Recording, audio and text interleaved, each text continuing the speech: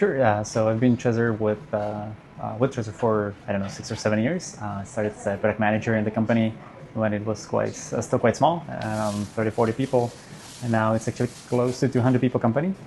And Trezor has been founded more than 10 years ago and created the first hardware wallet, which is a small consumer electronic device that protects your private keys, as your audience might know. Sure. So we as a company are selling globally, even though we are based in Czech Republic, a small country. Most of our markets are actually outside of the country. We sell a lot in the US, and now we are expanding to Asian markets more specifically as well. Japanese market is quite interesting for us because of the local sort of approach to technologies, and of course the crypto market is booming here as well. So naturally, it's another market we are looking into. Specifically focus on, for example, like localization of our software and the firmware as well, meaning that the local customers will be able to read it in their local language, which seems to be quite important for the local audience. And so like WebEx is basically our kind of bridge into also our understanding of the local customers, because it's always important to build features and products for the users. So yeah, we kind of starting to kind of build the presence here. So we're just getting started, to be honest, but what I can already tell is, exactly as I already kind of hinted, is the localization, right? Like translating for example, our products into the local language seems to be quite important. Even though obviously I think especially users based in I assume this city speak English very well, or at least most people I met are very well rounded in English, but still the localization seems important. And I think also this kind of how to say, a bit conservative approach culturally as well seems to be good for kind of the fit of products we are doing, because cold storage is more on the conservative side of how you want to protect your private keys. It's conservative in a way that's like the good and proper way to protect the private keys from your crypto wallets, and then that's why we believe this is the right market for us, and I think we will see some nice sort of expansion efforts. So in general, yeah, it is a huge market. So with a lot of different, culture differences, red tape in terms of regulations, etc. So of course, that's might be a bit sort of difficult to understand all those like markets locally, including the localizations I already mentioned.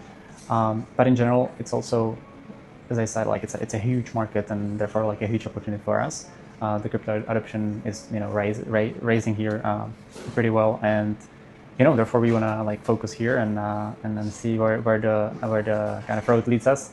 But yeah, we are just getting started. So in that sense, so we see this to be like a big emerging market for us, and yeah, we are excited for the opportunity. So open source is one of our kind of pillars on which we build our products, because we are a security company in a nutshell. We protect private keys from the wallets, as I mentioned, and or the hardware wallet does. And open source is key it's a security principle basically, because what it says is basically, what it means is that anybody with technical knowledge can basically check how the system works, how it's done, what are the security measures that are protecting those keys and those assets. And that's extremely important, because the whole Bitcoin ethos is based on the transparency, and the transparency principle is extremely important here in here, because exactly it's a security tool that helps you. And we saw in the past even some of our like direct competitors launching products or features that were not done in this way, and the audience has spoken. Basically, they were given some bad feedback, and so we see it every day that it's kind of so it's very important. And yeah, we continue to expand with the sort of, how to say, like we built all our features in the open source way, and it's super important. I welcome competition, because it basically pushes us to innovate and do better products as well, which is always good. I think like the kind of free market philosophy is quite important here for the consumer and user to get the best product out there and the best experience.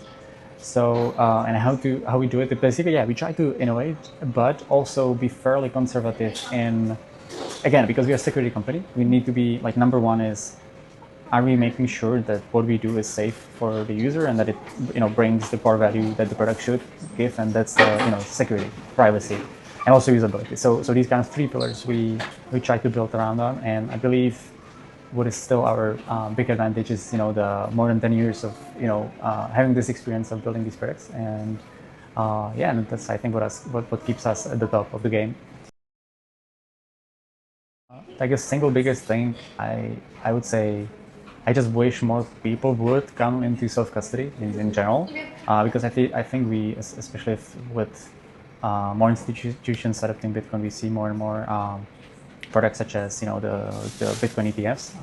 But the sort of the indirect exposure to Bitcoin is not great, because then you don't really control the asset yourself. And so I would hope more people would consider self-custody.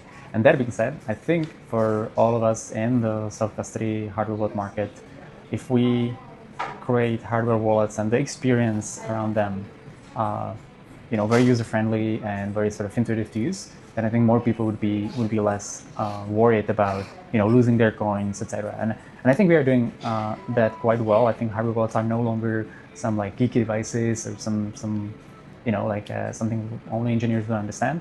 The devices are actually very, at this point, beautiful consumer electronics products. They're very easy to use, and yeah, so I still believe that's where the most opportunity is, to basically persuade more people that they don't have to worry. They can benefit quite a ton from owning their private keys directly, and not to rely on the institutions and from some third-party providers. Because if you think about it, that's how Bitcoin, that's how this whole thing started, right? As a tool that you can own and transact in a peer-to-peer way, and you don't have to rely on third parties.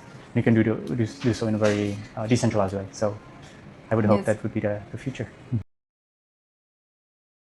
You're launching a new hardware product this year, which we are super excited about. I think it will be a big milestone for the company and even for the industry, being the sort of one of the leaders.